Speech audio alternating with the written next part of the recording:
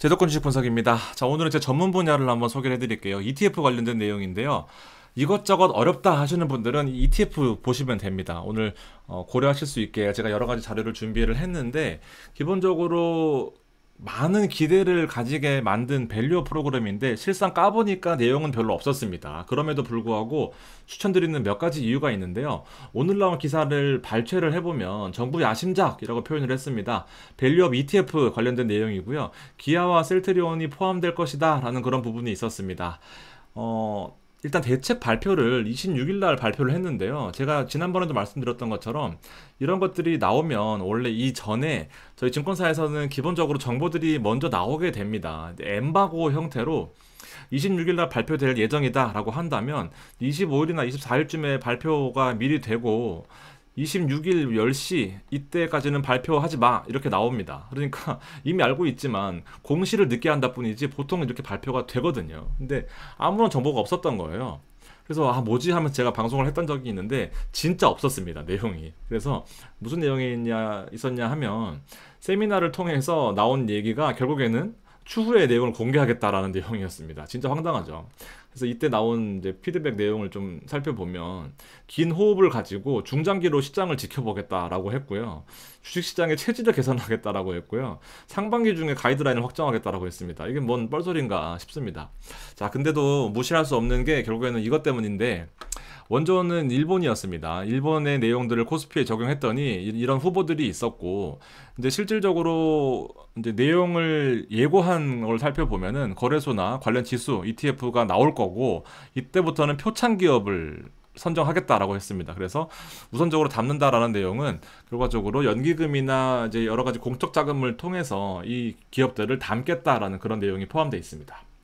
자, 일본이 왜 원조냐면요. 일본이 잃어버린 30년 동안 주가는 계속 바닥이었습니다. 물론 야금야금 오르긴 했지만 실질적으로 거의 크게 오르지 못했던 니케이 지수거든요. 근데 이제 밸류 프로그램을 발표하고 나서는 25,000이었던 지수가 39,000까지 올라갔습니다. 약 56%까지 오르면서 제대로 효과를 봤죠. 일본이 고질적으로 저 PBR 종목들이 많았고, 왜냐하면 기업들이 돈을 쌓아놓고 풀지를 않습니다. 그러니까 임금이 낮고 물가가 낮고 그러다 보니까 마이너스 0.1 기준금리를 지금 몇 년 동안 16년부터 적용을 하고 있잖아요. 그러니까 물가가 너무너무 낮은데도 불구하고 기업들이 돈을 풀질 않으니까 임금도 안 올라가고 물가도 안 올라가고 여러 가지 정체되어 있던 30년 이후를 타파한 게 바로 이 저 PBR, 그러니까 돈을 안 푸는 종목들에 대해서는 페널티를 주겠다, 세무조사를 하겠다 이러니까 돈을 풀게 되고 주가가 활성화가 되면서 이제 기업이나 가게나 활성화가 되는 그런 모습이었습니다.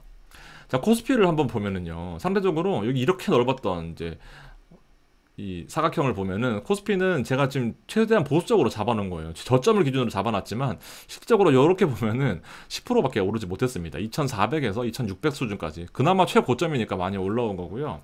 한국은 좀 문제가 있죠.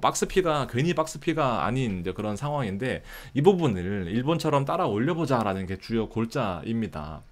자, 그래서 7월부터 밸류업을 공시하겠다. 실질적으로 기업의 배당을 늘리거나 현금을 창출하거나 주주 환원 프로그램을 적극적으로 펼치는 회사들은 이 공시를 통해서 우등생을 뽑고, 이 우등생을 뽑은 이 종목들을 바탕으로 ETF를 내놓겠다라는 내용이었습니다. 자, 그래서 앞서서 내용은 진짜 쥐뿔도 없었지만, 여기 보시면 없었지만 이제 실질적으로 예상한 내용을 좀 살펴보면 강제성은 없습니다. 그러나 세제 혜택이 포함된다라는 내용이 있거든요. 우리나라 내 법인세는 10%, 20%, 25%까지 있습니다. 그러니까 많이 버는 기업은 돈을 많이 내게 되는 거죠. 25%는 100억을 벌면 25억을 세금으로 내려면 아깝잖아요. 이제 그 부분을 기업에 도움을 주겠다라는 이런 내용이 포함되어 있을 것 같고요. 그래서 오늘 여기 나오긴 했습니다, 가이드라인에. 자, 그러나 이런 내용들보다도 연기금의 매수를 독려하면서 실질적으로 기업의 주가를 끌어올릴 수 있는 이제 그런 역할을 하게 된다라는 부분입니다. 그래서 기금 활용해서 주가 부양에 도움을 줄 수 있는 이제 그런 방안인데, 이것이 결국에는 ETF로 포함되는 거죠. 개별 종목도 물론 좋겠지만 ETF는 되게 내용이 괜찮아요. 지금 보시면은, 자, 기업 밸류업 지원 방안 주요 내용을 살펴보면은 기업 가치를 제고하라는 내용이고, 자율 공시를 하겠지만 결과적으로는 이런 혜택을 통해서 좀 활성화를 시키겠다라는 내용인데, 물론 이렇게 공표해놓고 안 하지는 않겠죠. 이제 우수기에 표창하고 납세자 뭐 인센티브를 주고 이런 식이고, ETF를 12월에 상장한다라고 하는데 미리 하는 게 맞습니다. 그래서 빠르게 움직이는 회사들도 있어요. 네, 이렇게 이제 보시면 될 것 같습니다. 자, 그래서 자, ETF의 시장 전체를 한번 가지고 왔는데, 여기 보시면 제일 중요한 게 결국 시가총액입니다. 대부분 1조가 넘는 것들도 많아요. 2차 전지 테마는 많이 올랐기 때문에 1조가 넘었고, 타이거 탑 10, 뭐 시가총액 상위 10개 종목들, 삼성그룹주 모아놓은 거, 그다음에 뭐 플러스 TR, 그다음에 2차전지 산업 이렇게 있는데, 이건 운영사마다 다르기 때문에 이렇게 해놨고, 시가총액이 7천억 이하인 거, 3천억 수준인 거 이렇게 있습니다. 그러니까 1조가 넘는다라는 것은 ETF 시장이 결국 작지 않고, 결과적으로는 ETF는 인덱스 포함되는 ETF들은 기본적으로 모든 펀드의 근간입니다. 그러니까 ETF에 포함이 되면 이 1조의 시장을 등에 업는 거나 다름이 없어요. 그래서 삼성전자가 안 빠지는 거, 하이닉스가 안 빠지고 올라가는 거, 뭐 기아나 이런 종목들이 안 빠지는 거는 결국에는 ETF가 등에 받치고 있기 때문에, 왜냐하면 주가가 오르면 ETF 따라 움직여야 되기 때문에 같이 살 수밖에 없습니다. 그러니까 개인이 하나 살 거를 외국인이 또 사고, 기관이 사고, 연기금이 사고 이렇게 되는 거죠. 그래서 인덱스를 담는다라는 것은, 인덱스에 편입된다라는 것은 엄청나게 큰 혜택인 거고, 더 문제는요, 이 하나에만 포함되는 게 아니라 마찬가지로 다 포함이 되는 거예요. 연관된 섹터가 있다고 한다면. 그러니까 시총이 전부가 아니라 합쳐놓은 시총이 어떻게 보면은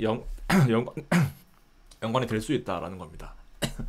자, 그래서 하나를 제가 갖고 왔습니다. 앞서 보셨던 이 타이거 탑 10입니다. 시가총액은 한 1조 2천억 가까이 되는 이 수준인데, 자, 보시면은, 자, 코스피가 이 빨간색이고요. 갈색. 그 다음에 타이거 탑 10이 요 지수인데, 실제로 못 따라가는 경우도 있었죠. 비슷하게 움직여라고 했는데, 시가총액이 탑 10 안에 못 들었지만, 다른 종목들이 많이 올랐을 때는 물론 갭이 있었지만 결과적으로는 이 비슷하게 인덱스가 추정이 되는 거죠. 왜냐하면 시가총액 10개면은 코스피 지수의 대부분 차지한다라고 봐도 되기 때문에, 비슷하게 움직이고 일시적으로 괴리가 있었을 때는 추가 매수 타이밍이다라고 볼 수도 있는 거죠. 예, 그렇게 보시면 될 것 같고요.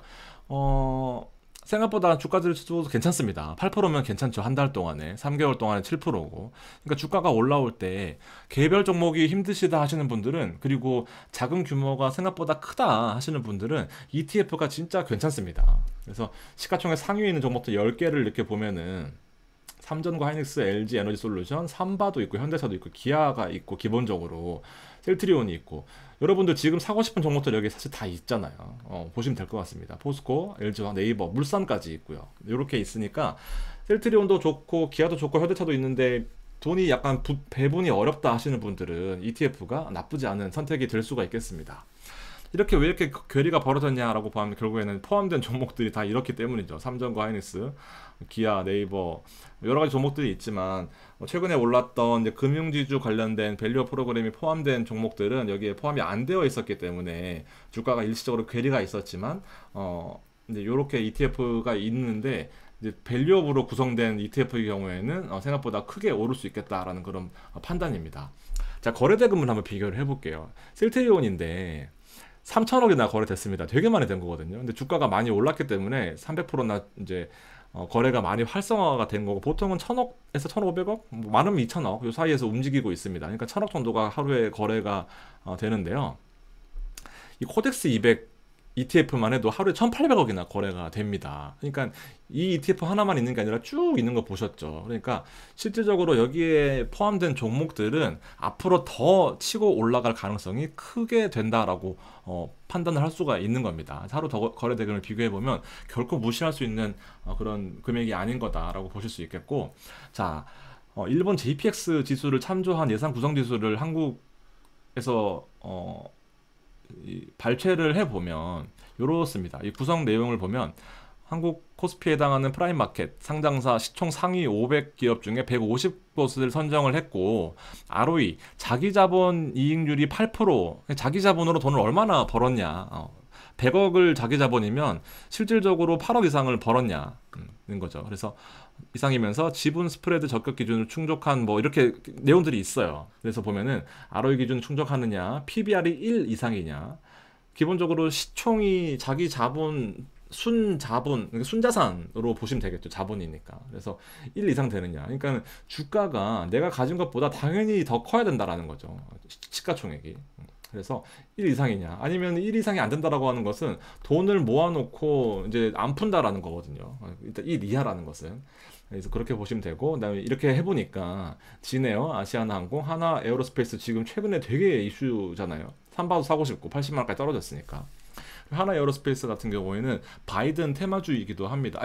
트럼프 테마주이기도 합니다. 트럼프가 될 가능성이 지금 매우 커져 있는 상황인데, 방위비 분담에 관련된 우리나라에서 악재인데, 하나 에어로스페이스 같은 경우에는 이제 무기를 만들고 방위 산업을 주 사업으로 하고 있다 보니까 최근에 또 이슈가 추가적으로 되고 있는 이제 그런 상황입니다. 앞서 보여드렸던 것처럼 내년부터는 이제 밸류 프로그램을 통해서 상을 받은 회사들을 우선 포함하겠다라는 내용인데, 결국에 이게 연계금을 통해서 매수를 지원하겠다라는 내용입니다. 자, 보시면 삼전, 기아, ROE가 높죠. 그다음 셀트리온 같은 경우도 ROE가 높고, 에코프로를 사고 싶고, 메리츠 금융주 생뚱맞으실 수 있어가지고 가지고 왔는데요. 최근에 밸류 프로그램에서 수혜를 받은 뭐 그런 느낌이기도 하지만 최근에 주가가 많이 올랐죠. 근데 보면은 실질적으로 오를만 합니다. 영업이익이 급격하게 늘고 있는 이제 그런 추이를 보여주고 있어요. 그래서 ROE는 30% 가까이 되니까 실제로 돈을 많이 벌어온다라는 거죠. 10배 가까이 벌어온다라는 거예요. 실제로 지배주주 순이익을 보게 되면은 돈을 많이 벌어오는구나 라고 느낄 수 있을 겁니다. 자, 그리고 결국 에코프로비엠 같은 경우에는 지금 약간 2차 전지에 대해서 반감을 가지시는 분들도 많잖아요. 그러면 결국에는 이것도 마찬가지입니다. 자기 자본이 400억밖에 안 돼요. 그리고 자기 자본 총 그래서 24%를 벌어온다라는 거니까, 자기 자본이랑 지배주주 순이익을 비교를 해보면 결국 24% 가까이를 벌어온다라는 거니까 생각보다 나쁘지 않다라는 그런 결론에 이르를 수 있게 됩니다. 자, 결국 밸류어 프로그램이라는 것은 이제 ETF다라는 것을 결론을 내리실 수가 있겠는데, 삼성에서 빨리 또 발빠르게 움직이고 있습니다. 이제 기업 밸류어 프로그램 첫 ETF가 나왔다라는 겁니다. 진짜 빠르죠. 지금 사실은 26일 날 발표했는데 27일 날 공표를 한 거니까 되게 빠른 겁니다. 그래서 투자하는 계좌는 물론 여기다가 몰빵하기는 좀 그렇고요. 왜냐하면 개별 주식을 하셔야죠. 왜냐하면 주식 하시기에 좋은 시기가 오고 있으니까, 금리가 떨어지면서.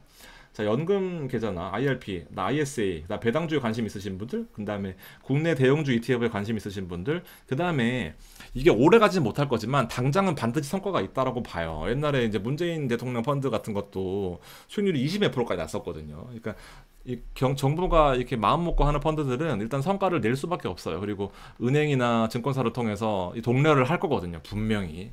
KPI라고 해서 목표치를 내려줄 거고. 이제 그렇기 때문에 단기간에는 분명히 성과가 있다라고 판단하고 있습니다. 그래서 1, 2년 정도까지 목돈을 만들고 싶으시다 하시는 분들은 이런 ETF를 이제 고르셔야 되는데, ROE가 좋고 단순 PBR은 안 하고, 삼성 같은 경우에는 그다음에 주주 환원의 의지가 있는 기업들에 주로 투자한다라는 모토를 세우고 있습니다. 예시를 든 거예요. 삼성을 하라는 건 아닙니다. 그래서 오늘 첫 출시를 했거든요. 27일자로. 제가 이거는 아마 내일 올릴 건데 27일자로 출시를 했습니다. 근데 보면은 이제 10,000원부터 시작해서 빠지고 오르고 하다 결국엔 빠졌어요. 이렇게 됐습니다. 근데 이제 공시가 안 돼 있어요. 이제 어떤 종목이 들어갔나라고 이제 제가 좀 같이 분석을 해드리고 싶었는데, 아직 아무것도 공시가 되지 않아서 내용은 없습니다. 이제 종목을 ETF는 공시를 하게 되어 있으니까, 주요 탑 5 이상의 종목에 대해서는. 그래서 이 부분들이 나오게 되면 제가 추가적으로 한번 어떤 종목들을 담았나 보겠습니다. 삼성전자 같은 경우에는 삼성 자산운용의 이 액티브 펀드 같은 경우에는 첫 출시지만 뒤에 이제 이런 종목들이 조금씩 다른 내용들이 나올 거니까 그 부분들을 참고하셔가지고 제가 한 번씩 이제 피드백을 팔로우업을 해드릴 테니까 이제 그렇게 보시면 될 것 같습니다.